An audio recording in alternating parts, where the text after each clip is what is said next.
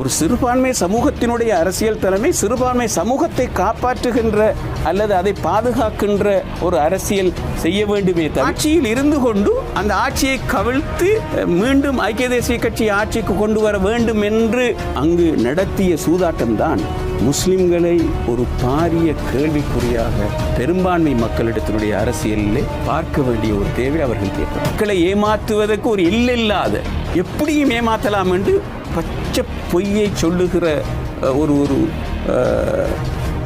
தலைவன் என்று சொல்வதற்கு கூட அசிங்கமாக எங்களுக்கு இவ்வாறு வாக்களிக்க சொன்னதற்கு அவருடைய பெயரை சொல்லி நான் நன்றி செலுத்திய போது கிட்டத்தட்ட 26 வருடங்கள் பாராளுமன்றத்தில் இருந்த ஒரு ஆளுக்கு தெரிஞ்சிருக்கணும் பெயரை சொல்லி சொல்லப்பட்டா அது பிள்ளையா இருந்தால் அவடத்தை எழுப்பி நான் இல்லைன்னு சொல்றதுக்கு நாங்கள் அனுமதி கொடுக்கவில்லை என்று இவ்வாறு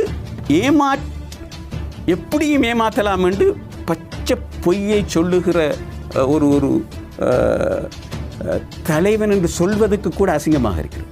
நான் மக்களால் தெரிவு செய்யப்பட்டு தான் எப்போதுமே ஆட்சி பொறுப்புகளை அமைச்சு பொறுப்புகளை ஏற்றனாக இருந்தேன்.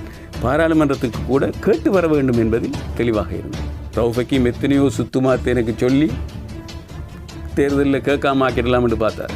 இல்லை என்ற எனக்கு மக்களிடம் நம்பிக்கை இருக்கிறது. மீண்டும் என்னுடைய மக்களிடம் நான் செல்கின்ற போது நிச்சயமாக இதைவிட பன்மடங்கு அவர்கள் ஆதரித்து மீண்டும் பாராளுமன்றத்துக்கு வர வைப்பார்கள் என்பதில் எனக்கு எந்தவித சந்தேகமும் இல்லை. ஆகவே எந்த தேர்தல் வந்தாலும் நிச்சயமாக நான் பாராளுமன்ற தேர்தலுக்கும் அவருடைய 1-2 சகாக்களும் தனித்து நிற்பதை இந்த நாடு பார்க்கும், முஸ்லீம் சமூகம்